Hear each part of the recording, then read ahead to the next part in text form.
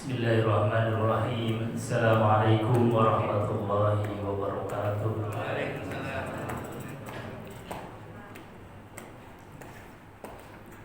Bismillahirrahmanirrahim. Nahmaduhu wa nasta'inuhu wa nastaghfiruh. Wa na'udzu billahi min shururi anfusina wa sayyiati a'malina. May yahdihillahu fala mudilla lahu wa may yudlil fala hadiya lahu. Asyhadu an la ilaha illallah wa asyhadu anna Muhammadan abduhu wa rasuluh. Allahumma shalli wa sallim ala sayyidina Muhammadin wa ala alihi wa sahbihi ajma'in. Rabbi shrah li sadri wa yassir li amri wa hlul 'uqdatam min lisani yafqahu qawli. Amma ba'd. Qala Allah ta'ala fi kitabil karim wa huwa asdaqul qailin. A'udzu billahi samil 'alim minasyaitonir rajim. Bismillahirrahmanirrahim. Ya ayyuhalladzina amanu taqullaha haqqa tuqatih wa la tamutunna illa wa antum muslimun. Wa sadaqa rasulul karim wa nahnu ala dzalika masyahidin walhamdulillahi rabbil alamin. Hadirin jamaah salat maghrib dan kajian ba'da maghrib Masjid Al-Mu'tasim yang dimuliakan Allah Subhanahu wa taala. Alhamdulillah wa syukrulillah la ni'matillah. Kembali kita dipilih oleh Allah, ditakdir oleh Allah dengan takdir yang baik, bisa hadir ruku dan sujud di hadapan Allah Subhanahu wa taala. Harapannya ibadah kita tadi diterima oleh Allah Subhanahu wa taala. Amin ya rabbal alamin. Kedua kalinya salawat dan salam tentu tidak lupa kita aturkan kehadiran baginda Nabi Muhammad sallallahu alaihi wasallam, uswah teladan paripurna yang dengan mengikuti beliau apapun baik ucapan maupun perbuatannya, insya Allah kita akan katutan menjadi orang yang mulia. Maka sebanyak mungkin kita itu kenal dengan Rasulullah. Bagaimana mungkin kita akan bisa meniru Kanjeng Nabi kalau kita tidak mengenal? Maka diantara ikhtiar kita mengenal beliau, mengenal ajarannya beliau sallallahu alaihi wasallam, satu-satunya jalan adalah dengan belajar, dengan ngaji. Maka alhamdulillah ini bagian ikhtiar kita dalam rangka kenal dengan Kanjeng Nabi Muhammad sallallahu alaihi wasallam, mengikuti ajaran beliau dan juga mengikuti apa yang dicontohkan oleh beliau Nabi Muhammad sallallahu alaihi wasallam.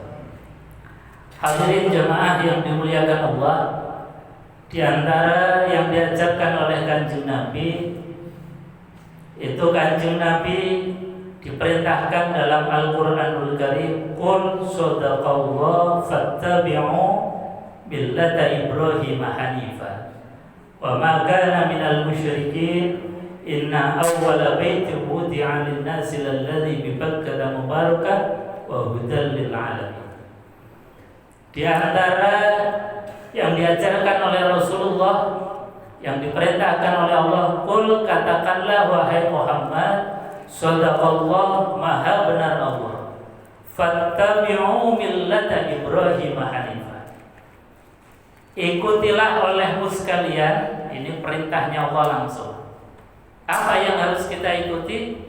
Millata Ibrahim hanifah, yaitu millah Ibrahim, jalan hidupnya Nabiullah Ibrahim, agamanya Nabiullah Ibrahim, tata cara beribadahnya Nabiullah Ibrahim alaihissalam.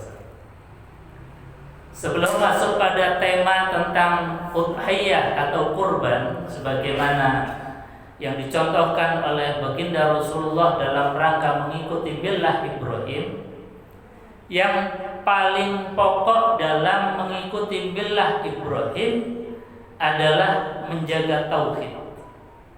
Jadi sekali lagi, yang paling pokok di dalam ajaran Nabiullah Muhammad dan ajaran yang diajarkan oleh Nabiullah Ibrahim adalah menjaga tauhid.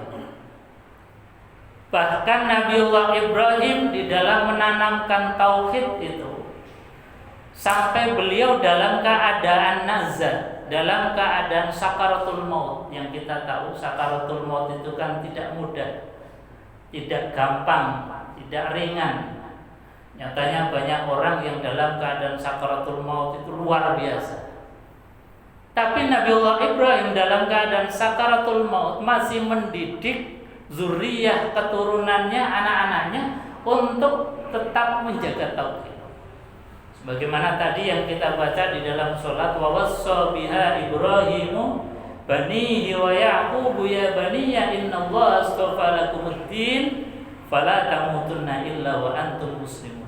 Am kuntum syuhada'a idh hadara Yaqubal maut idh qala li banihi ma ta'buduna min ba'di qalu na'budu ilahaka wa ilaha abaika Ibrahim wa Ismail wa Ishaq ilaha wahida wa nahnu lahu muslimun. Jadi ringkasnya dalam masalah tauhid bahwasanya Nabiullah Ibrahim itu selalu wanti-wanti mewasiatkan kepada zuriyah keturunannya sampai beliau mengatakan ma ta'buduna min ba'di, duhai anakku, kalau sekarang anak-anak masih dibimbing oleh ayah, oleh ibu, masih ada orang tua yang mengingatkan untuk ibadah, ma ta'buduna min ba'di, apakah engkau selepas orang tua ini gak ada, apa yang akan engkau sembahkan? Ini luar biasa. Kalimat dalam keadaan nazar masih bisa mengingatkan anaknya untuk memegangi tauhid.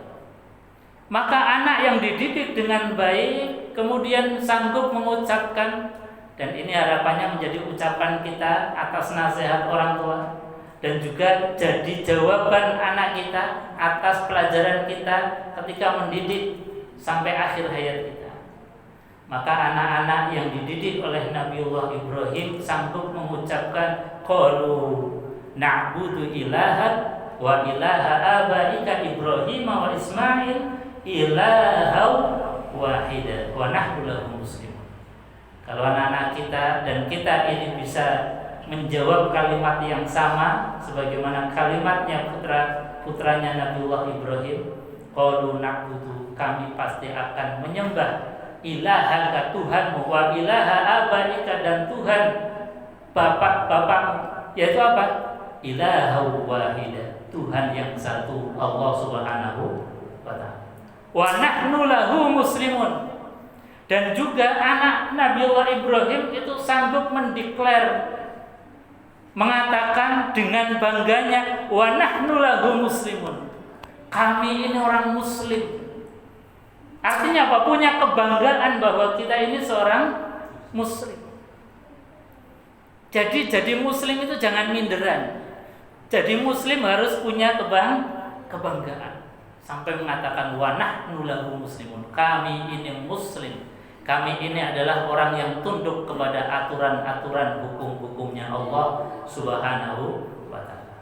Maka ini menjadi lambaran daripada akidah yang melambari setiap aktivitas ibadah kita, termasuk aktivitas ibadah kurban nanti yang sebentar lagi akan kita laksanakan insya Allah. Hadirin jemaah yang dimuliakan Allah, pada sore malam hari ini kita akan mengkaji bab tentang kurban dalam kitab Bidayatul Mujtahid karya Ibnu Rushd. Ini beliau menjelaskan secara detail, jadi takrir secara mendalam, mendetail apa itu kurban. Dalam kitab Ad-Duha, ya, kitab tentang kurban. Jadi bahasa menyembelih atau mengalirkan darah, memotong hewan itu ada beberapa diksi, ada beberapa kalimat kata yang dipakai. Ada yang disebut sebagai zabah. Zabah itu sembelihan apa saja. Kemudian ada udhiyah atau kurban. Sebagaimana nanti sebentar lagi kalau kita ini masuk di bulan Zulhijjah, tanggal 10 bulan Zulhijjah kita mulai melaksanakan kurban. Itu namanya udhiyah. Ada al-hadiyu. Hadiyu itu juga menyembelih. Tapi makna hadiyu ini adalah penyembelihan yang dilakukan khusus ketika melaksanakan ibadah haji.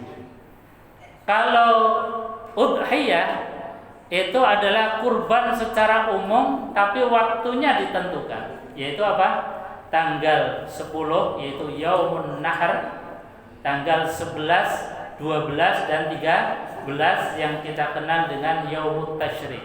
Itu namanya udhiyah.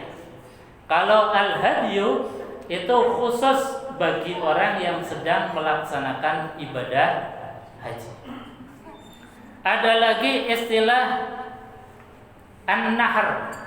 An-nahr juga menyembelih, maka tanggal 10 itu dinamakan Yaumun Nahr, hari penyembelihan. Ada lagi istilah dalam penyembelihan itu adalah aqiqah. Itu juga menyembelih, tapi dalam rangka untuk menebus daripada apa yang menjadi tanggungan kita. Sebagaimana Kanjeng Nabi Muhammad SAW bersabda dalam hadis bahwasanya al-ghulamu murtahanun bi aqiqatihi, bahwa seorang anak itu masih tergadai sampai kita orang tuanya itu menebus dengan menyembelih aqiqah. Nah, apa itu udhiyah di dalam bahasa dan terminologi hukum, terminologi fikihnya? Dalam kitab ini disebutkan bahwasanya fi hukmid duhaya wa minal mukhatabi biha. Yang pertama kita akan membahas tentang hukumnya berkurban. Jadi secara mendasar kurban itu janjane wajib atau sunnah. Ini namanya hukum di dalam berkurban. Kita ambil dari keterangan kitab ini sebagai wirasatul ulama, agar kita mendapatkan warisannya para ulama. Jadi bukan kata seorang ustaz, dai ataupun mubaligh, tapi kita langsung ngambil dari keterangan-keterangan para ulama, termasuk di dalam kitab Bidayatul Mujtahidin. Disebutkan di sini ikhtalafal ulama fil adhiyati hal hiya wajibatun am hiya sunnatun. Ikhtalafal ulama, para ulama itu ikhtilaf. Ikhtilaf itu artinya berbeda di dalam memberikan pandangan status hukum tentang kurban. Am hiya wajib am hiya sunnatun. Hiya wajibun am hiya sunnatun. Apakah kurban itu wajib atau sunnah? Fadzhaba Malik wa Syafi'i ila annaha min sunnatil muakkadah. Kalau dalam pandangan hukum Imam Malik dan Imam Syafi'i, kurban itu masuk dalam kategori sunnatun muakkadah, sunnah yang sangat ditekankan, atau dalam bahasa lain adalah sunnah yang mendekati wajib. Wa rakhasa Malik lil haji fi tarkiha bimina. Tapi Imam Malik punya sisi pendapat yang lain, memberi keringanan khusus untuk orang yang sedang haji itu tidak harus berkurban. Ini dalam pandangan Imam Malik. Jadi tadi Imam Malik dan Imam Syafi'i punya pendapat hukum bahwa kurban adalah sunnatun muakkadatun, tapi dalam masalah orang yang sedang menunaikan ibadah haji itu tidak ditekankan untuk melaksanakan kurban. Walam yatafarraqu Syafi'i fi dzalika bainal haji wal umrah. Tetapi Imam Syafi'i tidak membedakan baik orang yang sedang safar haji ataupun orang mukim, tetap dihukumi sama, yaitu apa? Sunnatun muakkadatun.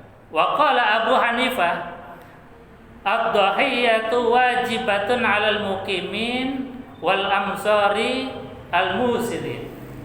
Menurut Imam Abu Hanifah bahwasanya udhiyah atau kurban itu wajibatun, hukumnya wajib dalam pandangan Imam Abu Hanifah. Wajib bagi siapa? Alal muqimi fil amsor, bagi orang yang mukim yang ada di kota yang mempunyai kemampuan lebih. Ini dihukumi dalam pandangan Imam Hanafi atau Imam Abu Hanifah adalah hukumnya wajib. Wala tajibu lil musafirin, tetapi beliau mempunyai pendapat tidak wajib bagi orang yang sedang musafir dalam keadaan melakukan perjalanan, termasuk orang yang dalam perjalanan melaksanakan ibadah haji. Jadi dalam pandangan mazhab Imam Abu Hanifah. Wa khalifahu sahibuhu Abu Yusuf wa Muhammad, tetapi pengikutnya Imam Abu Hanifah punya pendapat pandangan sendiri, bahwasanya seperti Imam Abu Yusuf dan Imam Muhammad yang beliau mengikuti mazhab Imam Hanafi atau Abu Hanifah, beliau tidak berpandangan bahwa kurban itu wajib. Jadi sekali lagi para ulama di dalam memberikan status hukum terhadap kurban itu berbeda-beda. Nah, kita kemudian kenapa sih para ulama di dalam memberikan saran hukum kok beda-beda? Nah, ini barangkali pemahaman kita yang perlu kita tambah. Jadi kita di dalam beribadah itu jangan menjadi orang yang taklid. Orang yang taklid itu mengikuti orang, mengikuti ustaz, mengikuti kiai dan lain sebagainya, tapi tidak tahu dasar dan logika bangunan hukum yang dibangun oleh para ulama. Makanya kita butuh ngaji agar apa? Kualitas dalam ibadah kita itu minimal ittiba. Apa itu ittiba? Ittiba adalah kita ngikut tetapi tahu tentang alur logika berpikirnya para ulama.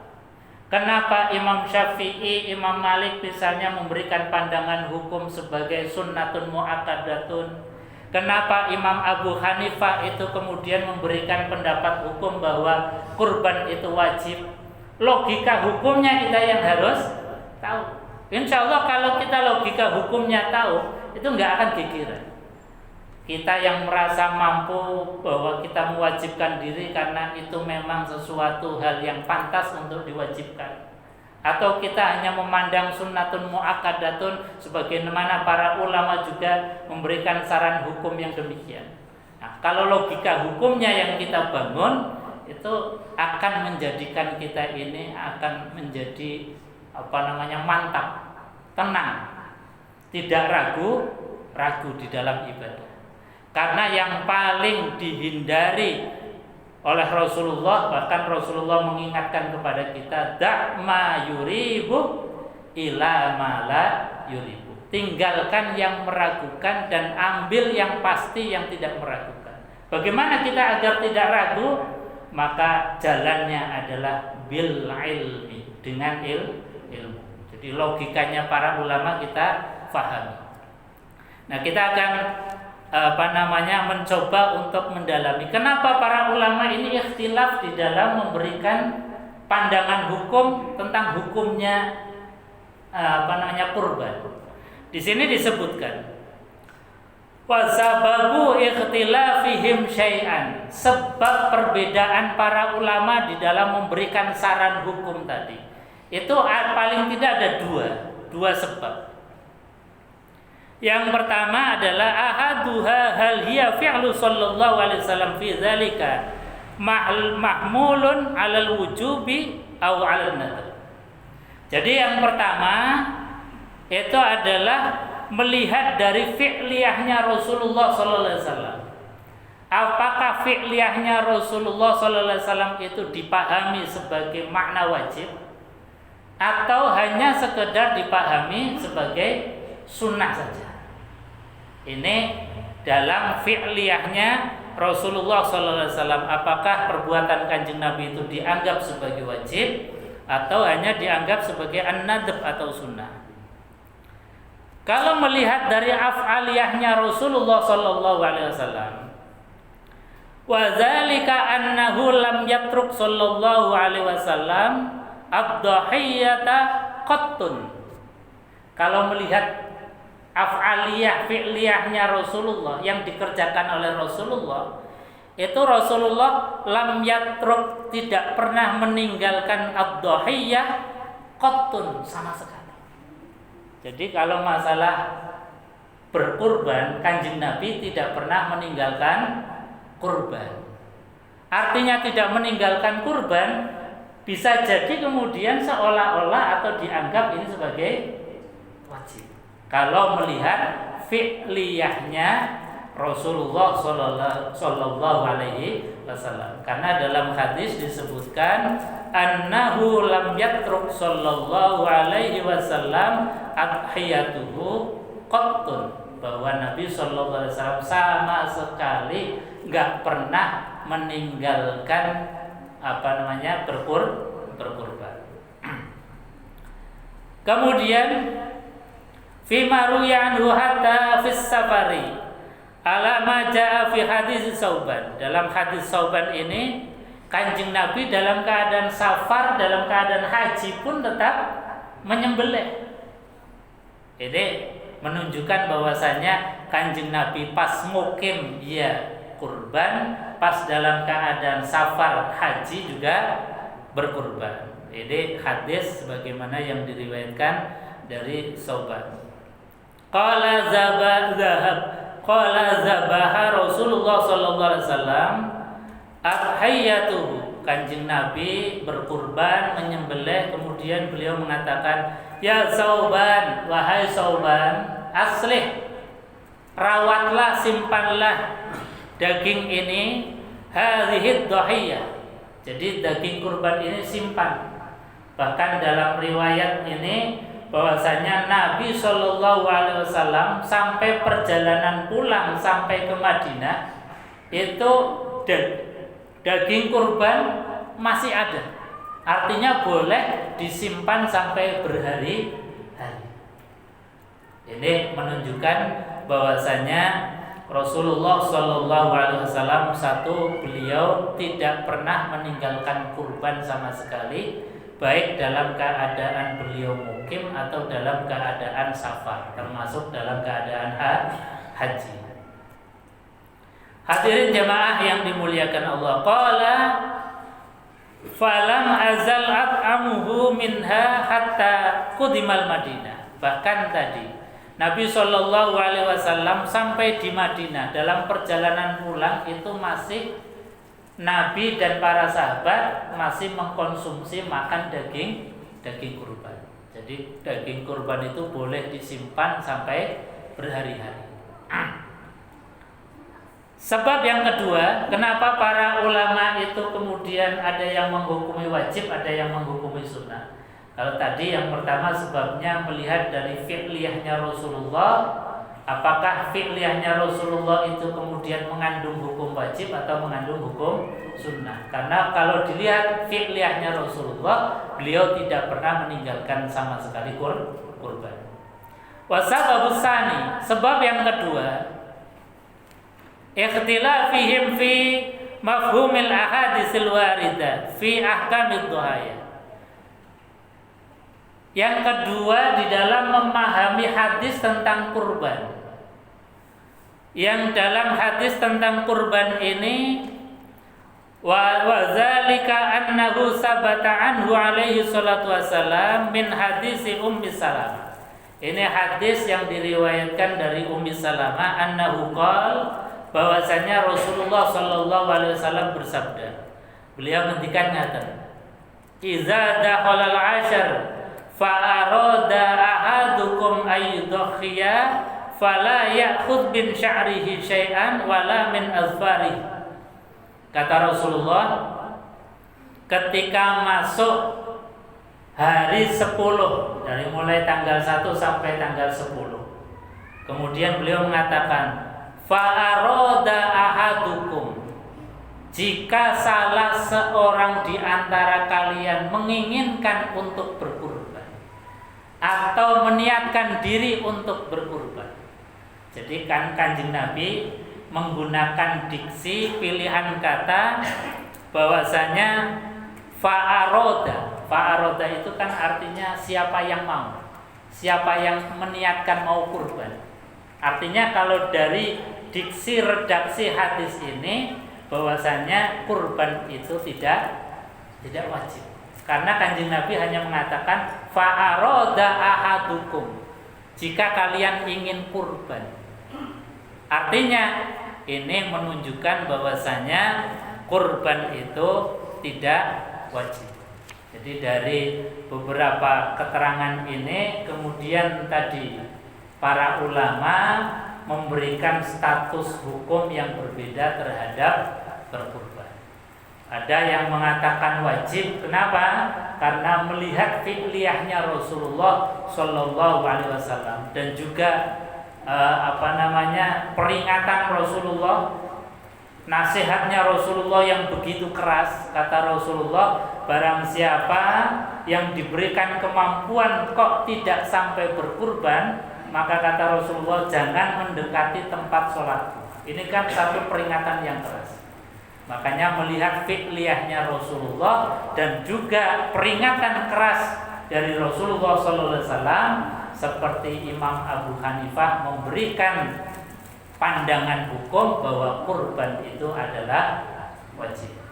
Tapi kalau melihat dari hadis Rasulullah yang mengatakan bahwasanya fa'aroda ahadukum ayyudhiyah, barang siapa yang ingin berkurban, maka kata Rasulullah fala ya'khudh minhu sya'rihi syai'an wala min azfarihi, maka jangan memotong kuku dan jangan memotong rambut kalau kita ini mau kurban. Fa'aroda ahadukum, kemudian dijadikan dalil seperti Imam Malik dan Imam Syafi'i bahwasanya ini enggak wajib, hanya sunnatun muakkadatun, sunnah yang sangat ditekankan. Nah, kira-kira panjenengan iki milih sing pundi? Sing wajib napa sunnatun muakkadatun? Monggo terserah kita. Yang penting logika hukumnya di dalam para ulama istimbatul hukum, mengambil dalil dari Quran dan dalil hadis diperas menjadi sebuah pandangan hukum, saran hukum. Ini kita sudah tahu logika berpikirnya, sehingga kita bisa memilih, oh kayaknya kalau untuk saya ini tak wajibkan saja, karena Kanjeng Nabi memang nggak pernah meninggalkan sama sekali. Oh, Kanjeng Nabi memberikan kelonggaran, fa'aroda ahadukum, ya sudah, kalau ini tahun ini barangkali pas lagi roto seret, ya tak pray dulu untuk kurban. Ini monggo pilihan dari kita masing-masing. Hadirin jamaah yang dimuliakan Allah Subhanahu wa taala. Maka saking pentingnya kurban ini diriwayatkan dalam sebuah hadis, waruya an Bilal annahu dhahiya bidikin. Bilal yang menjadi muadzinnya Rasulullah SAW, yang tentu beliau nggak punya apa-apa, yang saat itu hanya punya ayam jantan. Jadi kambing nggak punya, sapi nggak punya, apalagi onta. Tapi saking pengennya berkurban, itu Bilal berkurban dengan menyembelih hewan jagur. Kalau para ulama kemudian memberikan tarbiyah kepada kita, pokoknya kalau Yaumun Nahr, namanya aja Yaumun Nahr, hari mengalirkan darah, maka seyogianya kita duwene apa disembelih, duwene ayam ya disembelih. Kalau punyanya ya kambing ya disembelih. Tapi kalau nyembelih ayam ya sudah, nggak usah dibahasakan kurban. Pokoknya nyembelih gitu aja, nggak usah dibahasakan kurban. Intinya pada Yaumun Nahr itu harapannya kita ini berkorban apa yang kita punya. Sehingga apa? Sehingga dalam hari itu kita bisa beridul adha dan tidak menjadi manusia orang-orang yang koma. Sudah enggak korban, nunggu daging kurban yen ora kebagian nyalake panitia. Nah, itu yang repot. Makanya untuk menghindari itu, kita punyanya apa? Seperti sahabat Bilal, punyanya ayam jantan, ya sudah, dipotong ayam jantan untuk menghindari dan menghilangkan sifat toma. Kalau kita sudah menyembelih ayam kemudian nanti dapat daging, alhamdulillah. Kalaupun tidak, ya sudah, kita menikmati apa yang kita punya. Ini diantara riwayat yang bisa menghilangkan penyakit-penyakit hati kita. Jadi tadi penyakit hati kita usra kurban, ora uman daging malah nyalahke panitia, itu yang paling bahaya. Toma itu melompong semua. Toma itu kan kalau ditulis dengan huruf Arab itu hurufnya melompong huruf to dan huruf mim. To ya bolong, mim ya bolong. Artinya nggak dapat apa-apa orang toma. Makanya supaya nggak toma, penyakit hati ini dicoba untuk dinetralisir dengan cara apa yang kita punyai kita korbankan, berikan kepada orang lain. Nah, ini dalam pandangan hukum tentang hukumnya kurban. Hadirin jamaah yang dimuliakan Allah Subhanahu wa taala. Kemudian masalah yang kedua adalah tentang hewan apa yang boleh dikorbankan. Dan yang paling afdol itu yang seperti apa hewan kurban itu. Di sini disebutkan ajma'al ulama ala jawazid duhaya min jami'i bahaimil an'am. Para ulama sepakat itu ya artinya nggak ada perbedaan pendapat. Semuanya sepakat, setuju ala jawazid duhaya, atas kebolehan berkurban min jami'i bahaimil an'am, atas semua hewan ternak. Tentu hewan ternak yang boleh dimakan, bukan berarti kemudian babi diternak boleh dikorbankan, nggak begitu maksudnya. Jadi sesuatu yang halal yang diternakan itu boleh untuk dikorbankan. Ini para ulama ajma'al ulama sepakat. Wa talafu fil afdal min dzalika. Tetapi para ulama di dalam memberikan pandangan hukum mana yang afdal, mana sih yang afdal di dalam kita ini berkurban. Para ulama dalam memberikan pandangan hukum tentang afdoliyah ini berbeda pendapat. Fadzahaba Malik ila annal afdal minad duhaya al-kibas summal baqar summal ibil. Jadi Imam Malik punya pendapat hukum yang afdal di dalam berkorban itu, annal afdal, sesungguhnya yang afdal minad duhaya di dalam berkorban adalah al-kibas, kambing, wal baqar, sapi, baru al-ibil, onta. Jadi kambing dulu malah yang utama. Kenapa? Beliau mendasarkan kepada contoh yang pertama kali dilakukan oleh Nabiullah Ibrahim alaihissalam. Ketika Nabiullah Ibrahim alaihissalam mau menyembelih putranya yaitu Nabiullah Ismail alaihissalam, maka Nabiullah Ismail itu kemudian diganti apa? Kambing apa onta? Onta apa sapi? Jadi gantinya Nabiullah Ismail itu adalah kambing yang Allah datangkan dari surga. Makanya Imam Malik itu punya pendapat yang utama ya yang pernah dicontohkan oleh Nabiullah Ibrahim. Tapi jangan seperti sekarang. Alasannya nanti kalau kambing saya nggak makan kolesterol. Nah ini sudah beda lah. Jadi alasan ini yang nggak syar'i sebetulnya. Alasannya nggak syar'i. Kalau ini adalah pendapat hukum yang syar'i. Kenapa Imam Malik punya pendapat hukum yang afdal itu kambing? Karena Kanjeng Nabi Ibrahim ketika mau menyembelih Ismail gantinya adalah kambing. Apakah Allah nggak mampu untuk mengganti dengan sapi? Mampu. Apakah Allah nggak mampu mengganti dengan ganti unta? Sangat mampu. Tapi pilihan Allah mengganti Nabiullah Ismail itu dengan diganti kambing kibas. Makanya sekali lagi ini pendapat hukumnya Imam Malik, yang afdal adalah kambing. Bi'aksi al-amru indahu fil hudayah. Berbeda pandangan ketika melakukan hadyu. Hadyu itu penyembelihan ketika haji. Penyembelihan ketika haji, Imam Malik tetap berpendapat bahwasanya kalau al-hadyu itu tetap yang utama adalah unta, sapi, baru kambing.